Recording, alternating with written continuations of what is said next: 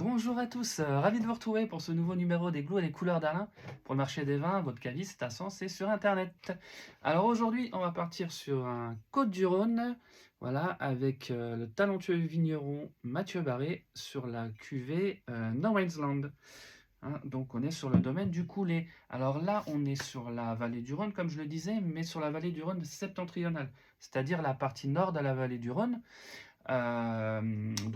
Pour situer, on est pas très loin donc, des Côtes-Rôties, des Saint-Joseph, des Gros Hermitages et notamment des Cornasses.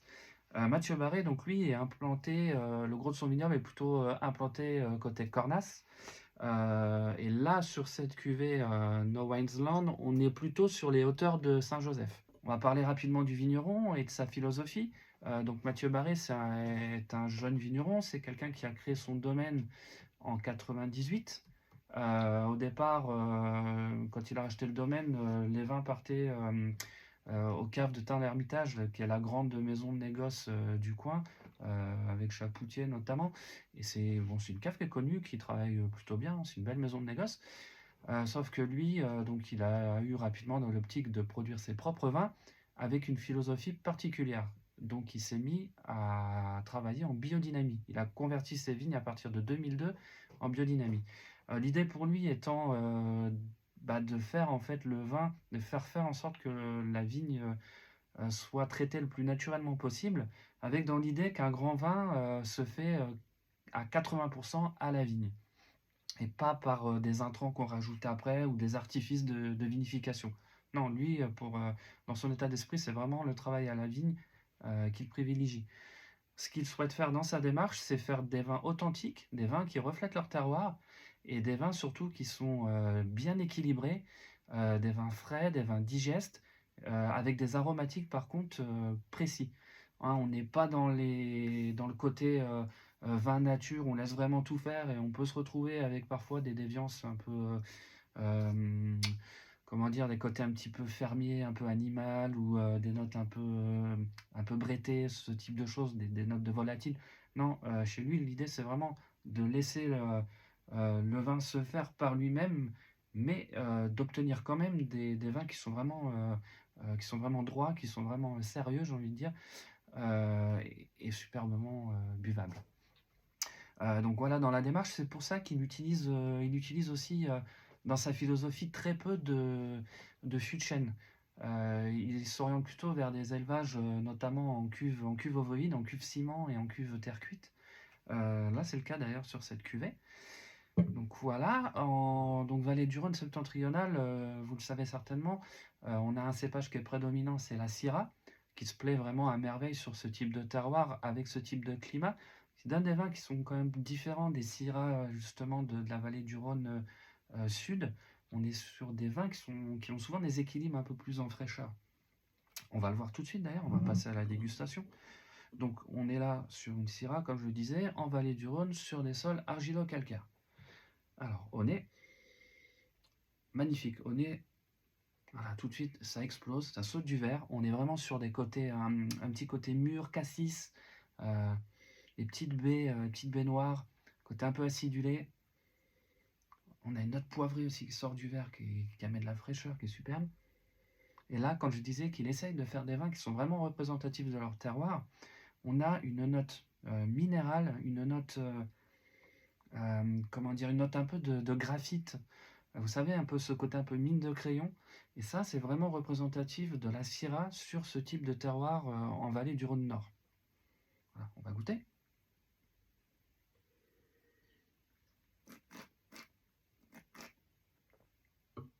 C'est magnifique, vraiment. C'est un superbe travail.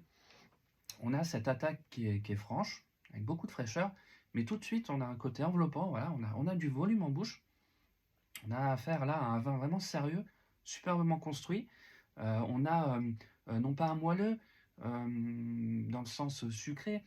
Au contraire, c'est tout l'inverse. On a un moelleux caressant en réalité dans la texture. Voilà, on a un vin qui est caressant, qui enveloppe vraiment la bouche.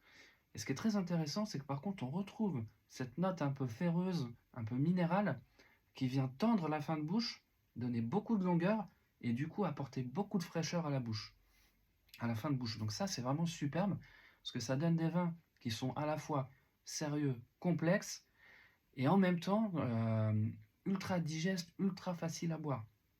Ça, c'est superbe. Buvez-le malgré tout avec modération, hein, bien entendu. En termes d'accords, alors là, on peut partir sur des accords superbes sur toutes les belles pièces de viande, une belle côte de bœuf,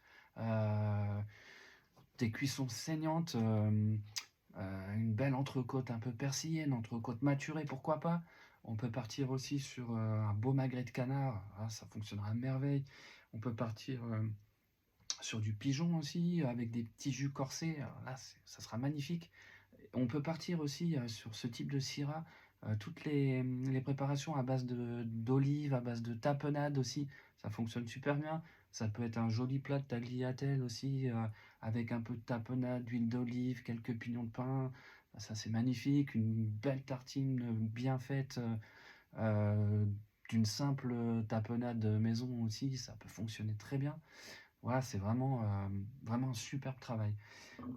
N'hésitez pas à passer à la cave. Donc, on a d'autres cuvées de Mathieu Barré, notamment ses Cornas. Cornas, c'est un terroir fabuleux qui donne des vins qu'on pense souvent puissants, austères, qui nécessitent souvent une très longue garde.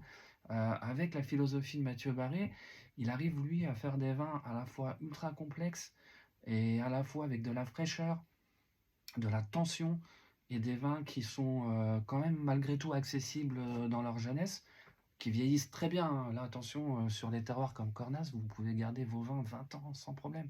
Si la cuvée est bien vinifiée, il y a aucun souci. Sur ce type de cuvée-là, hein, sur ce soi-disant simple Côte du Rhône, parce qu'en réalité, pour moi, on est plutôt sur un joli Saint-Joseph, mais sur ce vin-là, vous pouvez aussi garder ça 7 ans sans problème, sans forcer. Par contre, c'est ultra accessible, hein, comme on vient de le voir, c'est ultra accessible dans la jeunesse. Voilà, je vous invite vraiment à découvrir ce vigneron. Pour moi, c'est vraiment, il fait partie du top 5 des vignerons du coin, quoi. Voilà, j'espère que ça vous aura plu et je vous retrouve la semaine prochaine.